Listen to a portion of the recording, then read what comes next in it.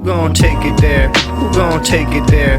Who gon' take it there? Who gon' take it there? Electricity, electricity, electricity, electricity.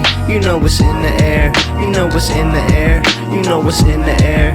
You know what's in the air. It's possibility. It's possibility. It's possibility. It's possibility. All right, so Marjorie Taylor Greene appeared on TYT to discuss another amendment that she is introducing for a military spending bill that is nearing being passed in the House. It's, going through the rounds of Congress. So I'll explain all of that, like where we are in the process. But TYT and Cenk have had Marjorie Taylor Greene on a couple times now. It seems that Cenk feels that she fits into this kind of like populist, renegade, nonpartisan type of coalition that he supposedly wants to build. Marjorie Taylor Greene is an interesting specimen because she is one of the most vociferous MAGA voices historically, and yet lately she's been breaking from them in some interesting ways. She's breaking from them on Israel. She's breaking from them on Epstein. She's one of the Republicans who is putting pressure on Congress to release the Epstein files and kind of flouting what Donald Trump wants.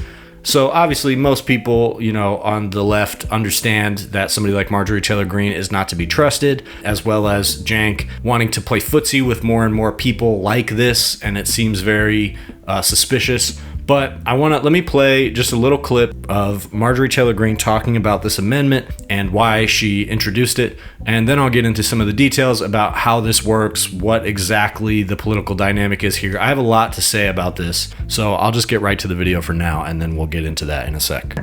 This week here in Congress, we're doing the National Defense Authorization Act, which is our annual funding for our military. And our military budget should be very focused on our country, on our military, and strictly for defense purposes.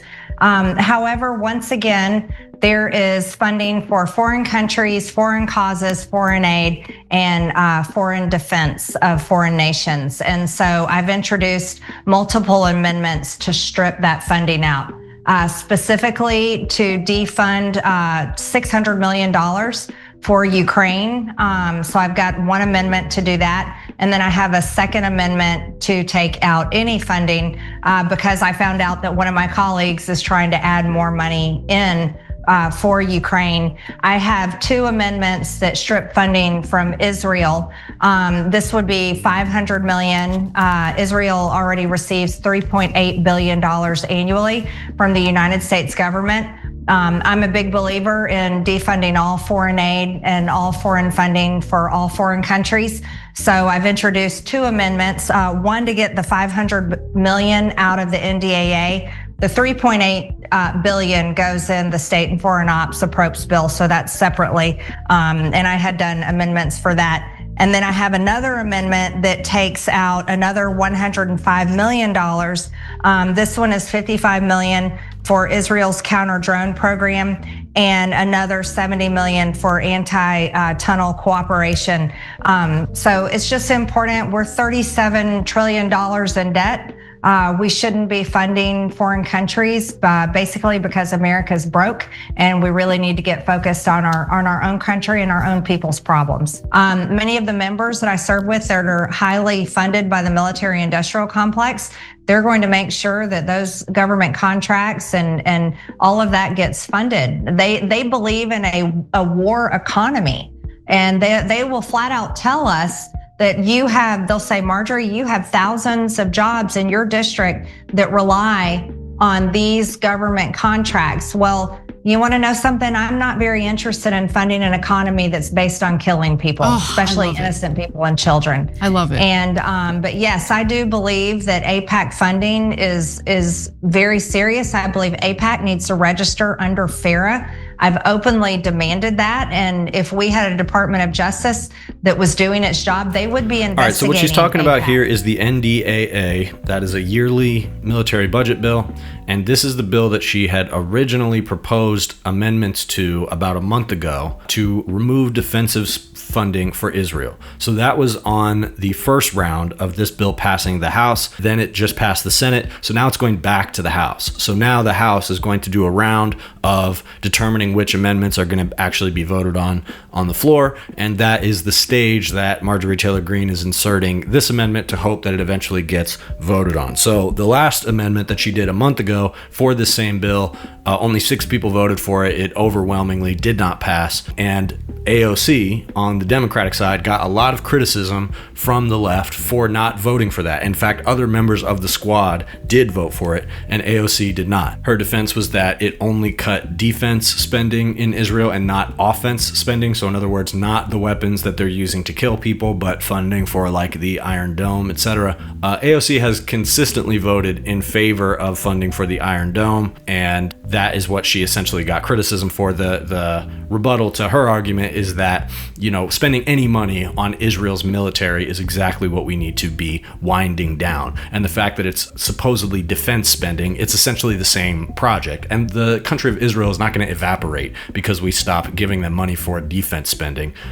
So it's literally just a way to stop giving them our money to do what they're doing over there. It would cause them to have to reorient their military approach and their economic support for it. So essentially, AOC has another chance to vote for legislation to the same effect. And that may be why Marjorie Taylor Greene is making this announcement on TYT. I didn't see a lot of information or reporting about this elsewhere. There probably will be some in the coming days. But she mentions first that it's about cutting funding for Ukraine, which I thought was interesting. She has 2 separate amendments to cut funding for Ukraine, one to take $600 billion out of the bill and another to ensure that no funding for Ukraine is in the bill. But also there's a separate amendment that she's introducing with regards to Israel. So I thought that's interesting. The fact that she's separating those shows that, she recognizes there might be some people who would vote in favor of taking out spending from Ukraine, but not Israel, and vice versa.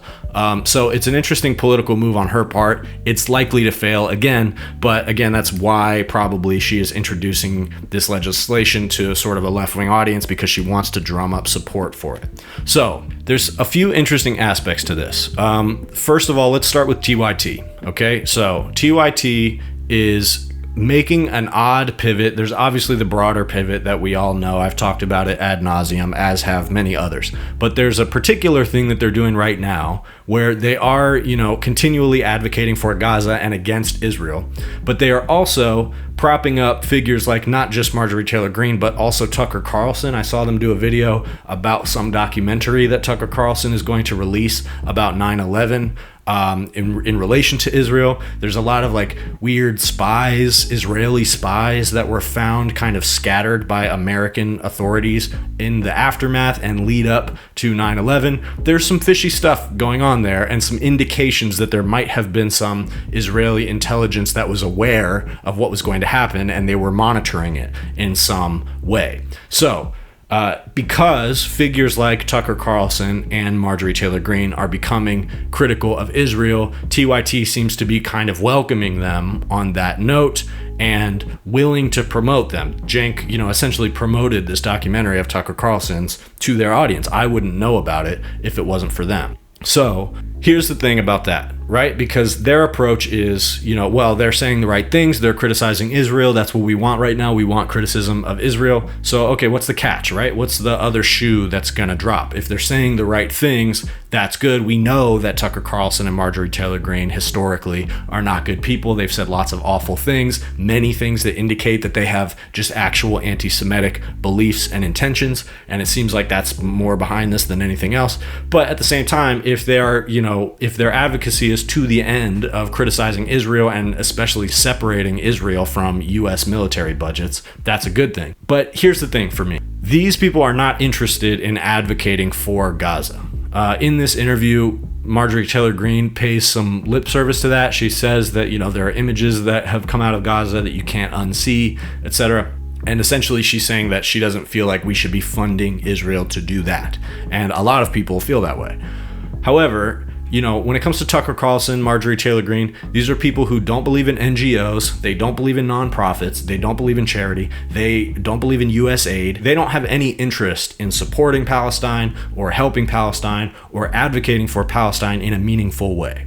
And so while it's okay that if they want to criticize Israel and create space for that on the right in a political sense, not in sort of a weird culture war anti-Semitic sense, but in like a we should stop funding Israel sense, in the short term, that's a good thing. My concern here, and getting back to TYT, they've been making some moves, anything from the Polymarket Studio thing, which now has lapsed. They are no longer the Polymarket Studio, but that was a deal that they had with Peter Thiel company.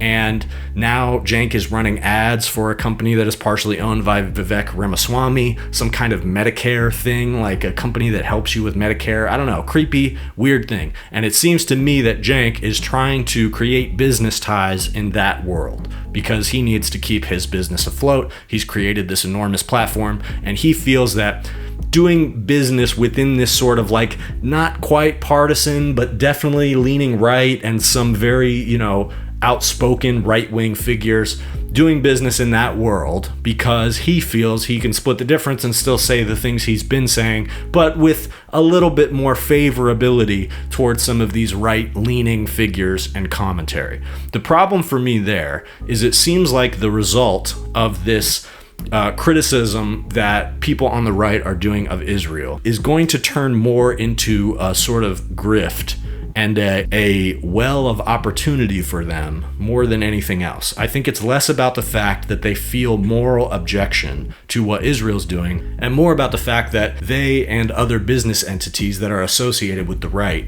see opportunity in this space to, be critical of Israel, divest from Israel, etc. And so I think what it looks like Tucker Carlson wants to do is kind of create propaganda to that effect, and I would assume ultimately create propaganda vehicles that will consistently pump out anti-Israel propaganda.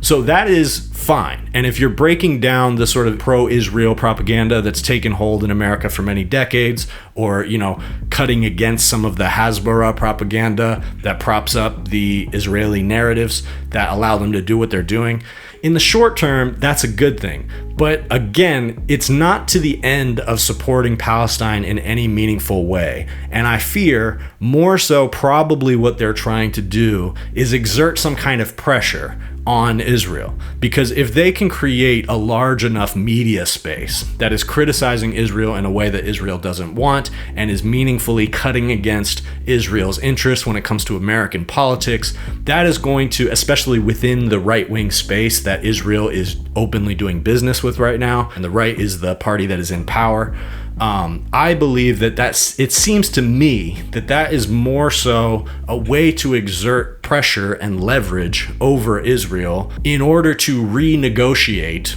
the understanding that Israel has with America. And that is, essentially what Trump is trying to do with these tariffs. He's trying to take away all of the support that America gives these various entities and say, well, if you want us to support you in that way or any other way, we're going to have to renegotiate. You're going to have to do this or that I want. That's what Trump sees himself as doing. And it seems to me that without the interest of advocating for Palestine, the only other goal that you could have is to try to renegotiate the deal that Israel has with America in a way that benefits the business entities that are making noise about it more than it does now. Think of somebody like Mike Lindell, or I brought this up recently already, but I keep thinking about hydroxychloroquine and how during the pandemic, Trump was talking about hydroxychloroquine and was essentially hawking it. And a lot of people were saying, oh, well, we got to rebel against Big Pharma, and so I'm going with ivermectin. I'm going with hydroxychloroquine. These are also big pharma companies. It's just a different portion of it that was willing to kind of cut against the mainstream narrative because there's opportunity there. And so, especially when it comes to Tucker Carlson, what I see is him trying to capitalize on the fact that there is space for criticism of Israel and eventually create an entity big enough to exert leverage and pressure over Israel. So that, I believe, is a little bit more of what the project that Cenk is contributing to, whether he knows it or not. He probably does in some sense. More so than like some kind of meaningful advocacy to the end of supporting Palestine. So Marjorie Taylor's amendments and, you know, this renegade act that she's doing against the administration is good. I have no issue with it, and I think, you know, the squad, I think AOC should vote for it, especially if it's not going to pass. There's no reason not to vote for it, especially if you're getting shit for not doing it. And it does seem like there are people behind the scenes who don't want AOC to break from the Israel narrative. And she's been pretty consistent about that. Ever since Nancy Pelosi sort of admonished her on the floor of the House about a vote that I also believe was related to the Iron Dome in Israel, AOC has pretty much voted in line defense spending for Israel consistently. So this is an opportunity for her to break from that. And I guess the last thing I want to say about this subject is this can get a little confusing, right? Because we have people like Marjorie Taylor Greene who are speaking up about this, even more so than certain progressives are doing. It's bizarre. And obviously the temptation is to say, like, this person is MAGA, this person is MAGA light, AOC is a neoliberal, right? But I think when it comes to stuff like this, where people within the parties are introducing legislation, amendments, or even just, you know, doing commentary that is forcing the political conversation to change a little bit, I think it's more important for us to track how that's changing, because that's how politics works. It's not so much a matter of labels. The labels is the way that the media communicates what's happening to the people. But on a granular level, the way politics works is people introduce these amendments, they introduce ideas, they introduce legislation, and then everybody has to decide which side of that they're going to fall on. And certain issues get people more upset than others. So in other words, you can get away with voting for something that's unpopular if not that many people are talking about it. But if a lot of people are talking about something, a lot of people care about it, suddenly there's a lot of pressure to vote one way or the other. Another example is the Epstein stuff that's going on. And so it's more important, rather than like focusing on who is what label and how do we categorize people, it's more important to think about how is this changing the political conversation. And the fact that Marjorie Taylor Greene is pushing stuff out there that is forcing Republicans to, you know, decide if they support military spending for Israel or Ukraine or whatever, it represents a change in the conversation. Again, same with the Epstein stuff. The fact that Thomas Massie and other Republicans are trying to force votes on releasing the Epstein files is essentially putting pressure on the Republicans and the Republican parties from the voters that is forcing these political lines to change. And so what I'm saying is not in service of like welcoming Marjorie Taylor Greene or others like her into the tent, but it's more about keeping track of how this political conversation is changing so that we can act accordingly. And that's why I think it's important to point out that, you know, these are people who do not support monetary support for anyone. They don't want us to be spending money on helping to repair Palestine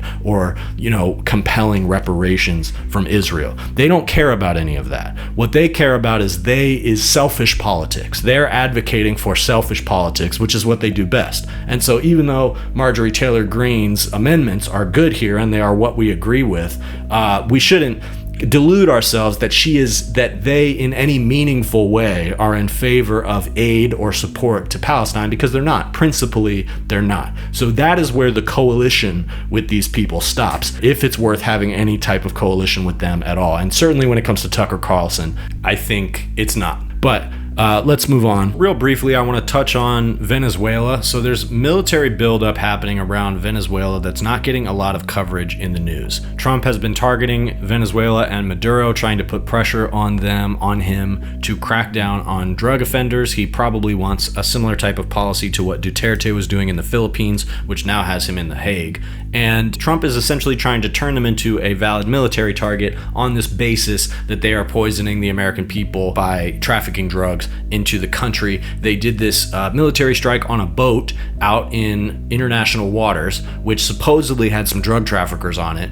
But we don't know because all of the evidence, whatever evidence would have been on the boat, is destroyed and lost at sea. And also there's some reports that there were enough people on this boat that it draws question to whether or not this is a drug smuggling boat, because if you have a ton of people on a boat, it's more likely that you're transporting the people than drugs. And so even if that was some kind of illegal operation to, bring people across, there are things like that where, people get paid to traffic immigrants into the country because that's the only way that those immigrants have to get into the country.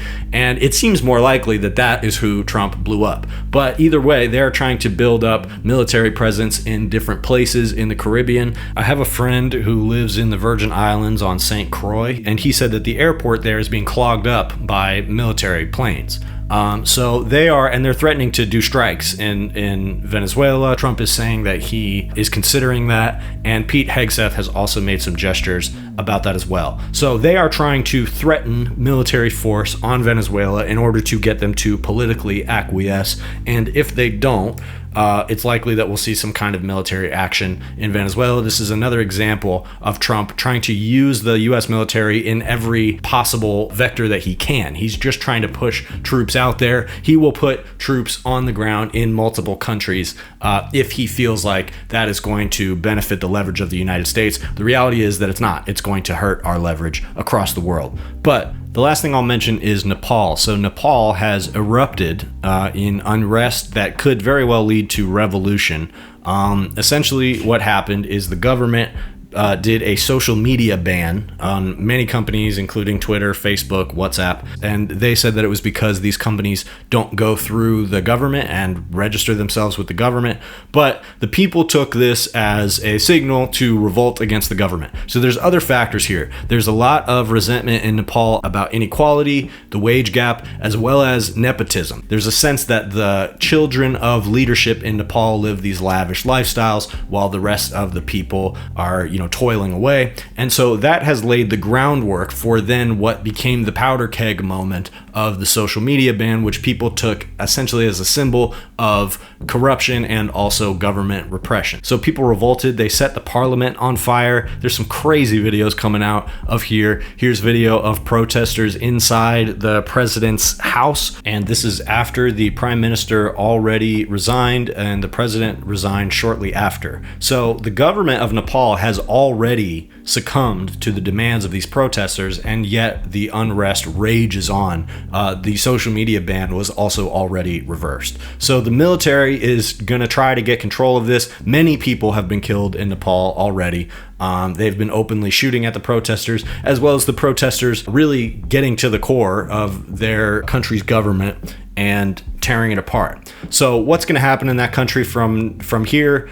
We don't know. Some people are saying that this is like a US backed revolution meant to install some kind of crony like they usually do. I don't think that's true. I don't think this is US backed at all. Does not mean that they will not use it as an opportunity to install some kind of crony, and the Trump administration has definitely signaled that they're in favor of regime change. But overall, this is an example of how unrest gets laid by the general conditions of society that everyone's aware of. Everyone's aware of inequality. People are aware that, the children of people in parliament live so much better. They live lavish lifestyles, and it gets sort of paraded around and rubbed in your face. That's the kind of thing that makes people upset. And then there's something that happens that acts as essentially a trigger that causes things to explode. And this is how unrest happens in countries. And if we were to see some version of this in the United States, it would probably be fueled by outrage from people that are supportive of the president or feel betrayed by the president,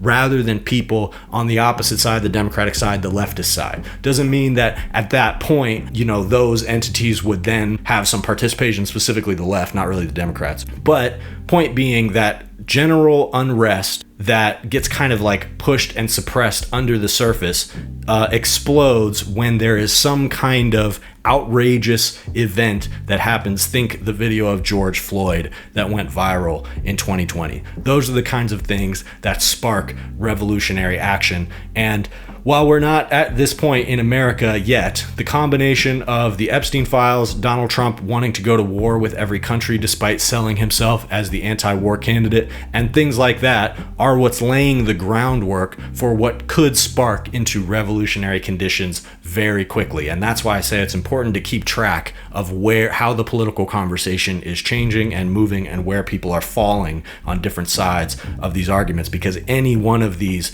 different debates, especially on war and Jeffrey Epstein, could cut to the heart of what could cause Americans to truly explode.